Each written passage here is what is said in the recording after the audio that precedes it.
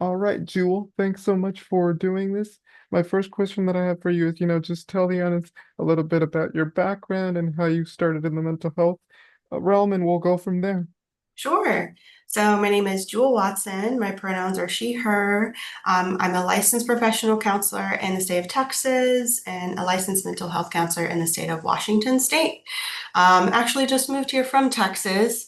And I got started in the field primarily focusing on trauma therapy with kids and teens who experienced childhood abuse. So that laid a really good groundwork and foundation for the importance of child development and our past experiences and the impact that it has on our brain and our body. And did a lot of great work with that, but ultimately decided I really enjoyed the work. Ultimately, I decided that as awesome as it was getting to work with kids, that I most enjoyed working with the grown-ups, the adults, and the inner child within them. Still enjoy working with a lot of trauma, but more through working with adults these days. So I primarily do individual therapy with adults. Yeah. hmm And to clarify, you work with them on the trauma aspect of it? Adults? Yeah. Yes, yes. So I definitely enjoy doing trauma work, specifically complex trauma and or CPTSD, but not limited to that. Yeah. Because I was gonna ask, like, what sorts of things do you focus on? Because you said you focus on trauma specifically with adults, but is that like your main focus, or is there anything other sort of components to that, or what? Yeah, Yeah, sure. So, like what kind of work do I do with the yeah. trauma? And okay. So, I guess I could go into like my approaches. Would that be a good time? Okay. Mm-hmm. So, I believe that our past experiences greatly shape us, right? Is especially trauma and really stressful experiences.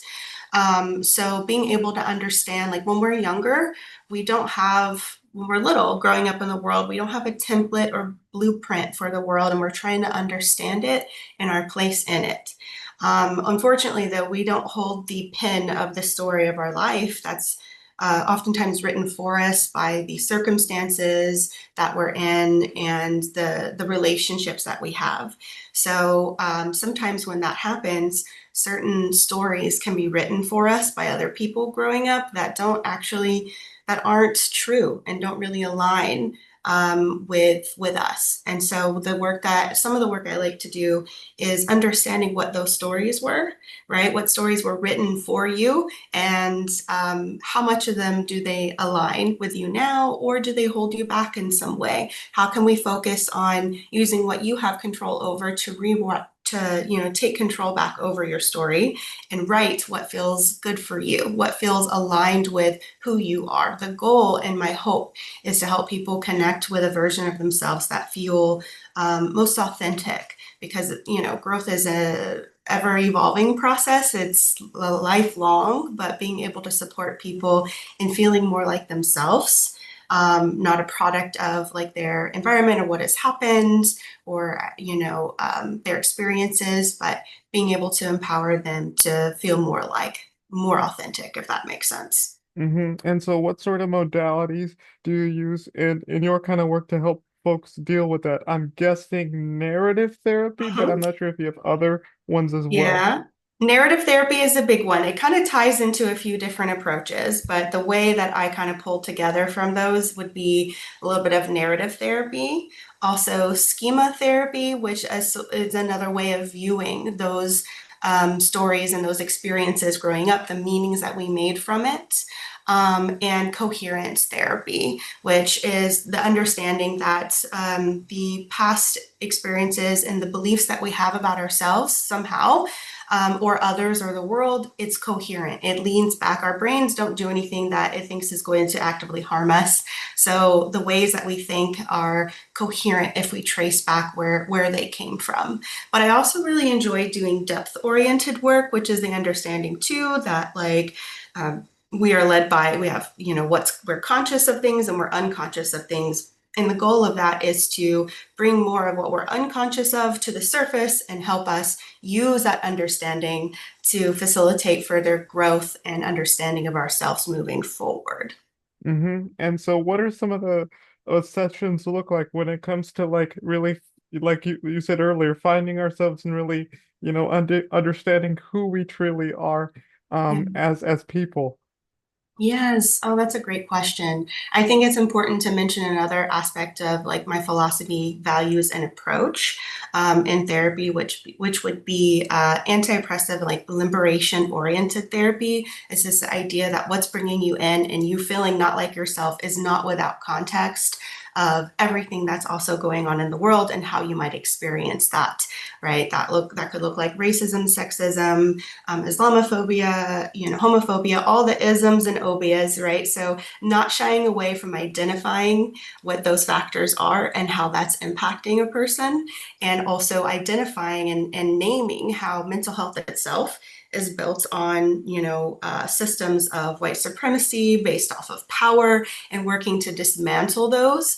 So clients can feel most empowered and collaborative in the care and not feel like anything's being pathologized or they're being controlled in any way. So having that understanding and that context is really important to then prioritize what's most important for them, right? And so what would you want to work on? That sort of thing is what I would focus and prioritize. We might take stuff that happens in the present, oftentimes like what's going on in the present, and exploring feelings associated with that, what might be familiar with those feelings from now and from the past.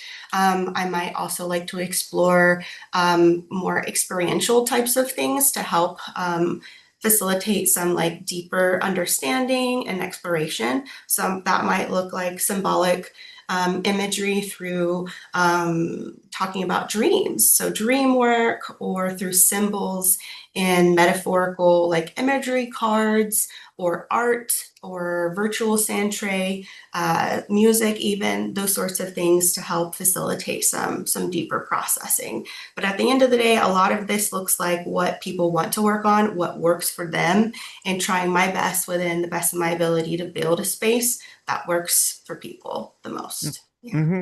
And Julie. so what are some of the common themes that you notice, particularly Hmm. within your sessions, when you work with people? Is it themes around identity? Is it themes Hmm. around other things? What goes on? What do you notice the most? Oh, so I this reminds me of like, so I named my practice liminal space psychotherapy, and liminal space is the um, space in between, right? No longer what was and not yet what is going to be. And so and that's because I really enjoy working with transitions and being in that in between space. Whether it is a literal transition, right? So working with people who are navigating big changes in their life, whether it is like separations or big moves, right? Or maybe it's more about like identity and exploration, understanding who they are. Often, sometimes people feel like they might be liminal almost in identity, where they felt like maybe they haven't really fit in anywhere. They've kind of been outcasts a little bit based off of the world and what we're told to be and the constraints of what is normal and expected to be. So that might also look like navigating intersections of different identities and what that looks like. And a goal of mine in that would be to help embrace people and helps empower people to embrace our own unique weirdness, because what makes us weird and unique is what makes us great. And so being able to help support people in that, I think, is important. But I'm not sure if I answered your question. Did I go off on a tangent there? No, no, you Okay. did pretty well. Because what I was gonna say is like, I remember talking to this mental health therapist in London, and she specializes in gender identity, particularly with transgender individuals and stuff like that. And she told me, because I asked her, why is it that transgender folks transition from one sort of identity to another? Because I'm curious and all. And so the reason the explanation that she gave me was this: the reason why these folks transition from one identity to the next is because inside they don't feel like the birth that they were as individuals doesn't coincide with their sort of beliefs and thoughts and systems. Like for example, if a boy, if someone was born a male and the person doesn't feel like they're like of their birth, as their gender assigned at birth, then they do, all these sorts of, transitions and they go through like vocal therapy, things like that. So yeah. Well said. I think that's a really big transition that people go through, and I really enjoy supporting people in as well. Being able to provide those types of gender confirmation surgery assessment letters, try to like reduce barriers to accessing care wherever possible. But you're right, that's a big sort of transition and a major, it can feel like a major liminal space. There's a discomfort that can come from being in the in between, but I think there's opportunity for a lot of transformation, and that those periods become who we really are. And like my next question is, what role does like movies and other type of stuff do to really like highlight that sort of the gender identities, kind of figuring out where I find myself, where I place in my identity in society? Because the movie that comes to mind is it's a movie called Am I Okay? It's a 2022 film, and it Mm. explores, like gender, this person, who is female, and then she was in a heterosexual relationship, but isn't quite sure if she herself is comfortable with her identity. So it's kind of like that exploration, so that's the movie that came to mind.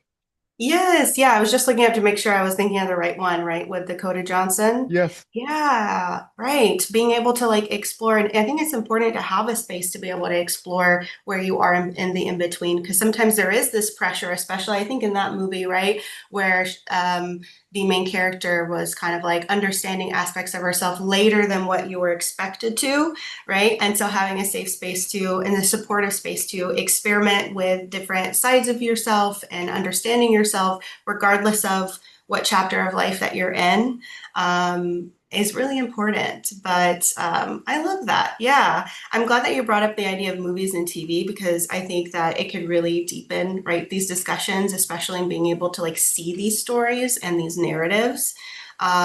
But whenever and sometimes like anytime people ask me about a movie or TV or even like my hobbies, all of a sudden I forget all the movies I've ever seen or watched. So I would have to think on some of those. So I could definitely send them your way once I have some thoughts. Are there any others though that come to mind for you that we could Um, discuss? I pretty much that.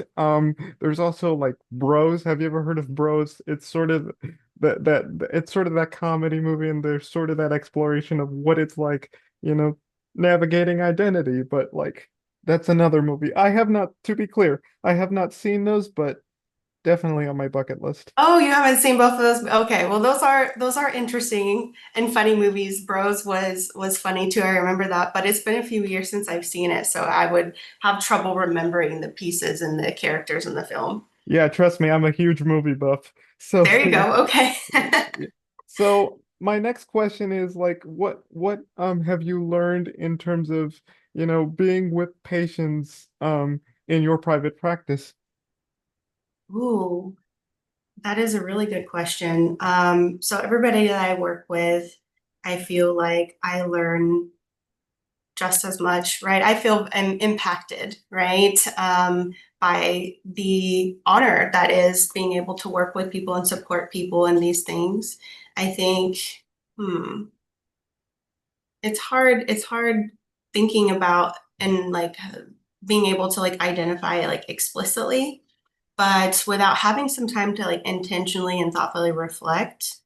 But I think supporting people in authenticity. And I like to support a lot of people through, I really enjoy working with self-criticism too, right? And kind of that inner voice, those old timey cartoons where like there's the little angel on the shoulder and the little devil on the shoulder, right? I Yes, know that's like a yes. little oversimplistic, but Mm-hmm. right, like we can definitely have that self-criticism, right? That little voice inside of us that tells us things that just make us feel bad about ourselves. And so I really admire the courage that it takes to be able to talk about those sides of ourselves, right, in a space. And it encourages me to continue the work of understanding myself and working with my own self-criticism. But yeah, there's so many. It's hard to express in words. I should create a painting or something and Yeah. share it in that way, or I don't Yeah. know. But yeah, yeah. hmm And what's in terms of your bucket list in terms of learning something new? You if you had to like come up with a list, what would you sort of what would be your top things on there? Hmm. I think well, I'd want to do some more deeper training in dream work, right? And not in a way where I'm interpreting the meaning for our clients, but helping them find the meaning for themselves because in our dreams, we speak through metaphor and it can really shed a light to our unconscious, right? And understanding ourselves on on a deeper level. But I also really enjoy using art in therapy. So I'd love to learn more about that and existential therapy, right? There's so much going on in the world that, like, especially just in the last, 5 years collectively altogether, that it's got a lot of people thinking about what is my meaning? What meaning do I make of all of this? And what is my place here? And so being able to go deeper into like the philosophy of existential psychology would be fascinating for me. I would love to do all of that.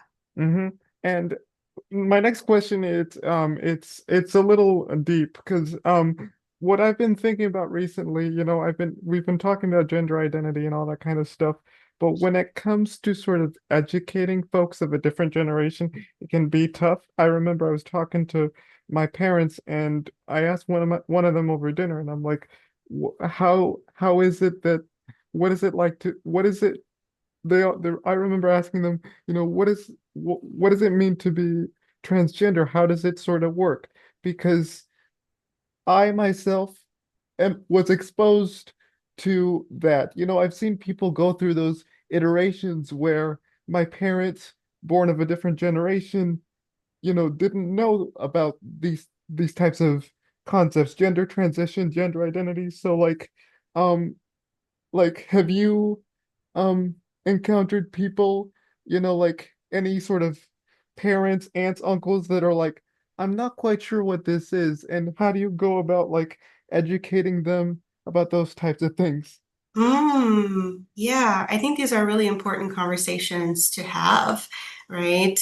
In more of like a clinical sense, since I have moved away from working with kids and a little bit more with adults, what comes up more often are parents that are curious and just wanting to understand their kids more, right? If their kids are gender nonconforming, right? Or like identifying with things that they don't quite understand, and so making space to explore the feelings that come up for them, right? And talking about like, what some of those elements are, right? What is it like the for kids to be like transgender? How can you support kids in that, right? Or, if anything anything that someone brings in, I want to focus on what feels right for you, like what feels right for them, but starting by talking about it, I think is really important. hmm And there are like these figures, that really illustrate that these popular public figures. And I remember like Leah Thomas, the famous transgender swimmer that recently I think it was in the Olympics or something. And so Mhm. she was a really vocal sort of supporter of like, hey, we as transgender people are people too. Like we deserve to be represented in society. There was also this one other track and field high school athlete. I can't remember the name, but think she won like first place in her group. So I can't remember the names off the top of my head, but yeah, those are the two people that come to mind. Yes, there's so many amazing transgender like activists and gender nonconforming activists, right? That I like to learn from a lot. The first one that comes to mind is Alok, ALOK. Have you heard of them? No. They have a book too. I'm trying to think of what the book is called, but that can be really good for people interested in learning more about that. And then, of course, like if parents have a kid who has come out as transgender, there is the P Flag support group, and that's kind of like a national based thing where you can look up and like your zip code and see what types of support groups are available specifically for parents and family members supporting, transgender loved ones. Oh, the name of the person that was AB Hernandez. She's a track and field sort of high school student in LA that Okay. recently won. I kind of remember just now. So, Nice. my last question is, how can you sort of, for those entering the mental health field and wanting to learn more about what you're doing, what can they sort of, um, learn and take away from this conversation? What tips, advice would you give to those who are wanting to enter this field and do what you're doing? Mm, I think that in this field, right, going into it, we're taught things that are ways that we're told to do therapy and to be. And I think in the beginning, I didn't realize how much I would need to be unlearning a lot of those things, right? And especially the emphasis on certain types of therapy approaches, right? CBT, all of those types of things, is great, and I can definitely pull from those. But the way that like we even show up in therapy, right? Being able to like have kind of like the blank face expression, right? To support people and not to be too, not to intervene too much in that way, to maintain professionalism. When in reality, I think a lot of people just want to meet with another human that can support them and show up, right? And meet them where they're at. And so unlearning the ways I was taught to be, right? And then also like reconnecting and connecting with my authenticity too, and how I want to do therapy, right? And what interests me the most rather than the ways that are most common. So I guess I would support people in being able to advocate for what they want to do, what types of styles they're interested in, and to seek out the programs and the resources to help support them in doing the type of therapy that they want to do, not the type of therapy that they are told that they have to. Yeah, or just like look up for mentors because I don't know what it was like for you. Like, I don't know if you had like a mentor that made you say like, "Oh, I want to be like him or her one day," but like, Mm. Yes, I think having a mentor is a really important piece of this. And I know that like therapists, once they graduate, there's a certain amount of hours that they have to, based on the state, they have to receive support and like supervision, right? But supervision is a little bit different too than mentorship. I guess depending on what type of therapy approach you want to do, finding a mentor or, someone who can support you with those specific types of interventions or values that you want to make sure to bring into the space. alrighty.